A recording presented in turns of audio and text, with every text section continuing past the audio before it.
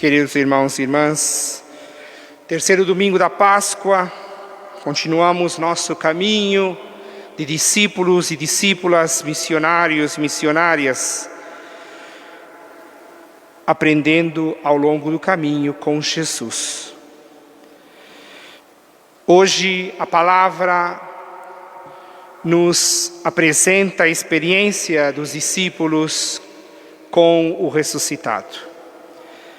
E é muito interessante porque no Novo Testamento, nos 4 evangelhos canônicos, nós temos diversas narrativas da presença do ressuscitado no meio dos seus discípulos. Cada discípulo conta de um modo, faz o seu encontro com o ressuscitado. É muito importante recordar que a nossa fé tem como centro a pessoa de Cristo, o crucificado, ressuscitado. Infelizes de nós cristãos, quando nos iludimos e pensamos que a nossa fé são ideias, que a nossa fé são afirmações dogmáticas.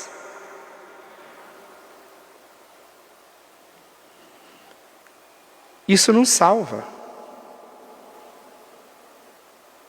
Não salva. Não salva dizer Jesus ressuscitou. Não salva dizer a Mãe de Deus é santa. Não salva dizer Jesus está presente na Eucaristia. Isso são afirmações, são ideias corretas, mas não tem o poder de salvar. O que salva é o nosso encontro pessoal e comunitário com o Cristo. É que Cristo seja uma pessoa real e presente na nossa vida e nas relações interpessoais que nós estabelecemos ao nosso redor. Se Cristo está presente, isso é fonte de salvação.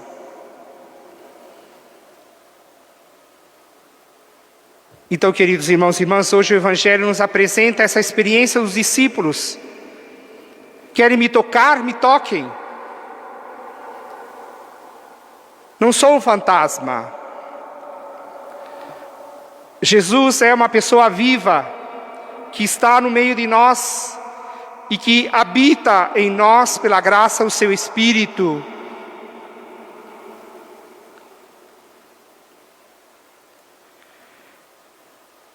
Nós cremos nisso? Nós vivemos na presença permanente do ressuscitado. Nós somos amigos dele. Nós conversamos com Ele diariamente. Nós descansamos nele todos os dias. Nós ouvimos a sua voz todos os dias. Nós permitimos que Ele nos abrace todos os dias. Quando foi a última vez que nós tocamos Jesus? E aí alguém vai me dizer, faz um mês que eu não comungo porque a igreja estava fechada, então faz um mês que eu não toco Cristo. Se você me responder uma coisa dessa, eu vou dizer que você é um infeliz.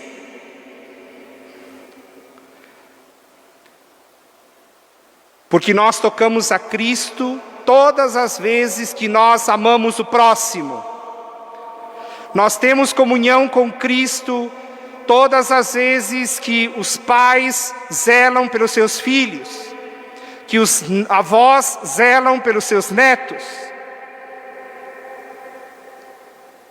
A comunhão com Cristo se dá quando o nosso olhar para com o próximo é um olhar de proteção, de cuidado, de misericórdia, de consolação. Quando a presença de Cristo em nós consola, fortalece o outro. E a presença de Cristo no outro fortalece a nossa vida. Cristo está vivo no meio de nós. E não é uma ideia. É uma experiência concreta, pessoal e comunitária. É esse o convite que a liturgia da palavra nos faz hoje. Ponha a sua mão nas minhas chagas, na minha mão, nos meus pés, diz Jesus. Eu não sou um fantasma.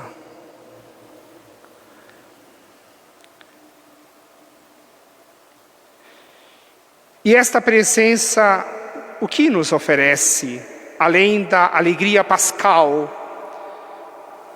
O salmista canta, nos perguntam de onde vem a nossa felicidade. E o que nós respondemos? A nossa alegria de viver vem de Deus, vem de Cristo, vem desta proteção materna da Virgem Maria que não nos abandona e que está conosco junto com seu Filho.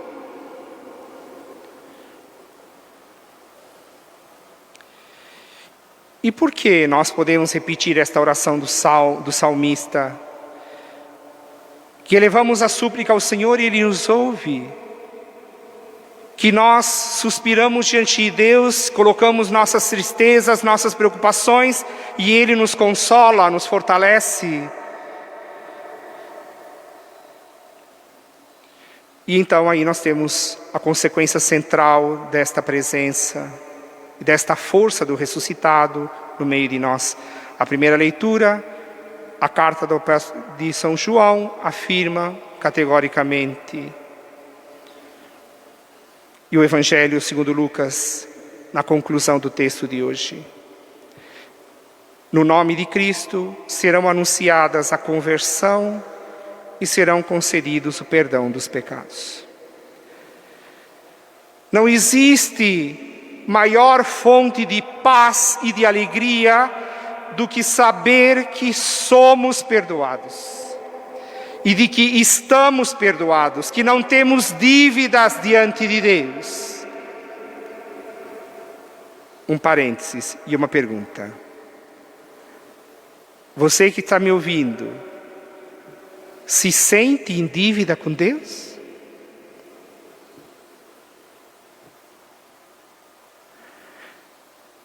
Se sente em dívida com algum irmão? Se a resposta for sim,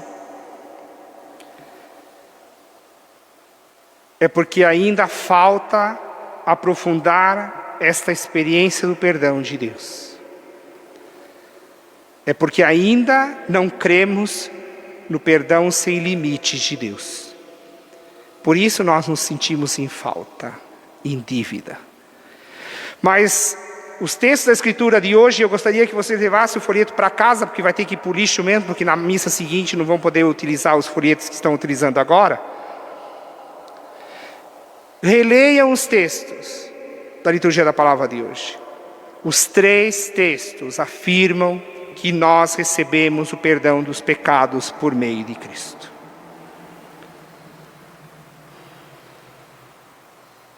Por isso que, desculpem a minha sinceridade, mas a gente fica perplexo quando a gente vê cristãos que têm 20, 30, 40 anos de vida cristã e que ainda não experimentaram o perdão libertador de Deus, que ainda não experimentaram o perdão que só Deus pode dar, que só Ele pode conceder. E fica amassando barro, carregando na vida um fardo, um Titanic, um transatlântico nas costas, que poderia ter deixado lá atrás há muito tempo. Mas o perdão de Deus não é só dele em relação a nós, porque o perdão de Cristo nos insere em relações de perdão recíproca entre nós, Quem conhece o perdão de Deus, perdoa e pede perdão. E quem conhece o perdão de Deus, manifestado em Cristo ressuscitado, também se perdoa a si mesmo. Porque esse é um grande problema também da vida humana. A pessoa pede perdão a Deus, até consegue perdoar o outro, mas carrega a vida inteira o peso de suas próprias faltas, porque não se dá o perdão. Isso é típico dos arrogantes, dos soberbos. Porque o arrogante e o soberbo não consegue se perdoar, porque ele não admite que erra. Porque ele não admite que pode cometer faltas. Então não se perdoa. Porque ele enxerga as faltas, mas não é possível, eu não posso. Pode sim, você pode, eu posso, porque nós somos frágeis. Quem de nós não é frágil? Quem de nós não é imperfeito? Todos nós cometemos erros. Todos nós cometemos falhas.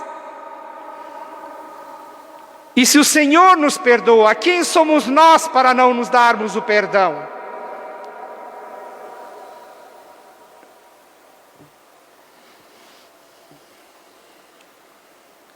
Então supliquemos nesta Eucaristia, não saia desta missa de hoje, não saia pelas portas dessa igreja, e quem nos acompanha pela internet, não saia dessa missa, sem suplicar que o Senhor lhe dê a graça de viver nessa experiência do perdão, da reconciliação, que liberta, que cura e que salva. Não saia daqui hoje sem isso. Com humildade, apresentemos diante de Deus e supliquemos que a sua graça nos abrace, nos acolha, nos tenha no coração. E que nós saiamos daqui com esta alegria infinita. Segundo ponto, para concluir a homilia. Vocês têm o que comer? Diz Jesus. Você tem algo para que eu possa comer?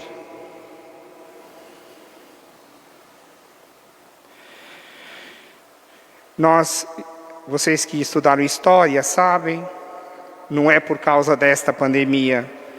Todas as pestes e pandemias da história da humanidade, sempre houve grande crise econômica em tempo de pandemia. Isso é uma consequência lógica.